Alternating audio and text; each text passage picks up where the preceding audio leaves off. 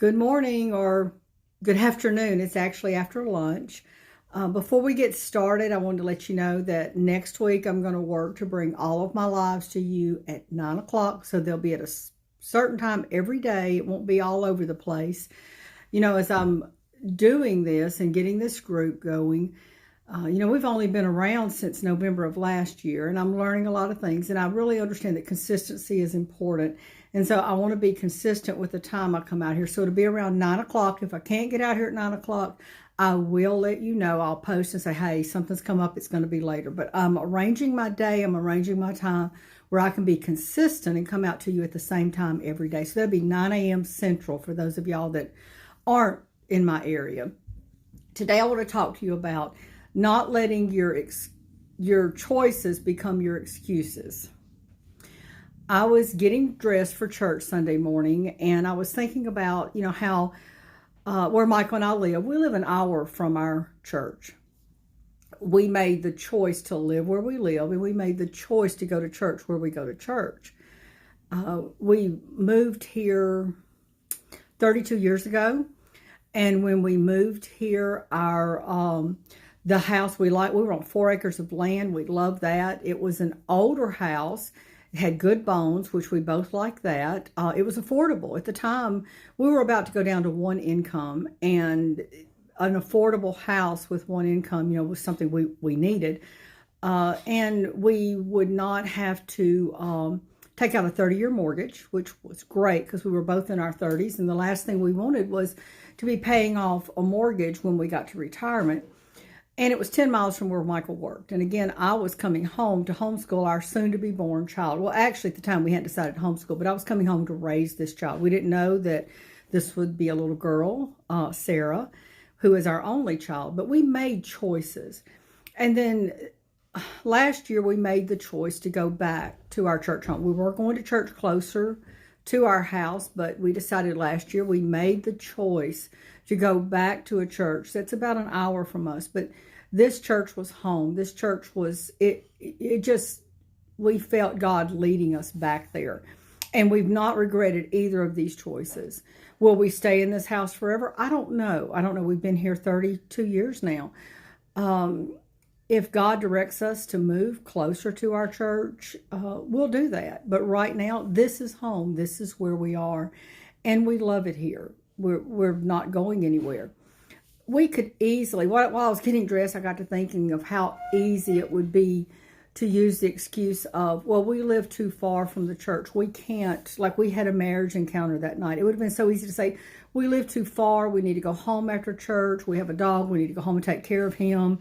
He doesn't need to be there by himself so long. So we can't come back tonight because that's two drives back and forth, which would actually be almost 4 hours on the road.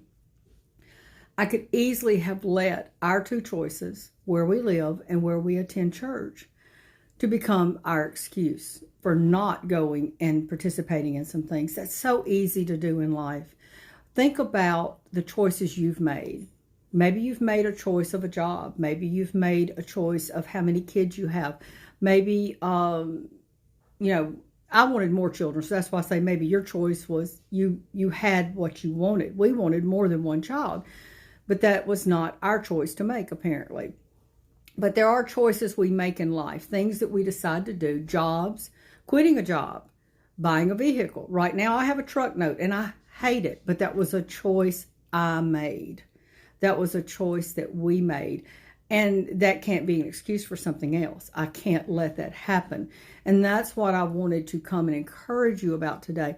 Don't let those choices you've made in life become the excuses to not do the things you need to do. So you have a job and you want to start a side hustle. You want to start a side business to eventually become your business. Don't let the excuses when you get home, well, I've got to do this, this, this, and this, to become, or those choices of that job to become the excuses to not do what you need to do. When you do that, you put your purpose on the back burner. You put, sometimes we put our families on the back burner. We put all these things that we know we need to do, that we know we want to do. Now, I'm gonna change it. The things we need to do. If we really want to do them, we're going to find a way. We're not going to make excuses.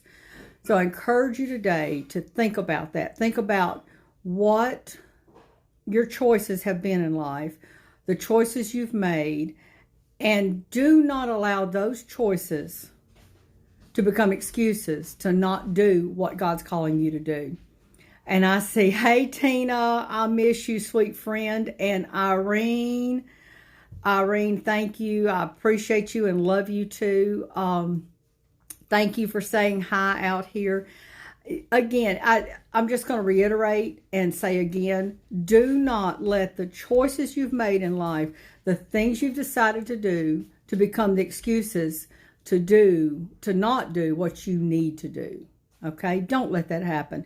You're going to wake up and you're going to be at the end of your life and you're going to say, what have I done? What have I done? And even you young people, you've got so much ahead of you. Or you think, you don't know what life's going to bring you. And look at the choices you've made and work around those choices. But don't ever let them become excuses. I say a lot, sometimes I'll tell someone, this is going to sound like an excuse, but it is what it is. I don't make excuses in my life. I don't make excuses for what I do and what I don't do. It is what it is. Either I let time get away from me. I was lazy. Call it what it is. There's so many reasons why we don't do things. So many reasons why we don't do what we want to do. And I just want you to know that when you make a choice and it's a choice that is a good one, or even if it's a bad one, it's a choice you made. Stand by it. Stand by your choices. And don't make excuses based on those choices. That's all you're doing is making excuses for your life and for where you are. I love you too, Irene. Thank you. I appreciate your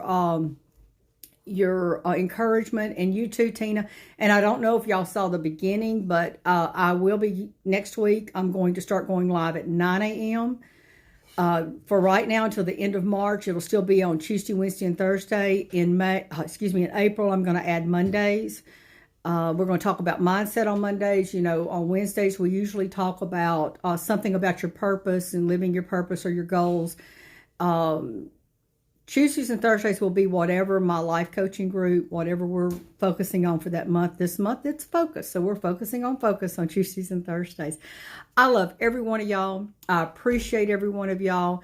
If you're watching this on one of my other pages, my professional page, Living a Purpose-Driven Life, or if you're watching it on my personal page, I will be uploading as soon as I'm through. So if I film at 9, I'm live at 9 here, you'll catch it, between 9:30 and 10. Or, you know what? You can just come right out here and join our group, Finding Purpose as a Faith-Driven Woman. Just go to find the group in Facebook. It's easy to find.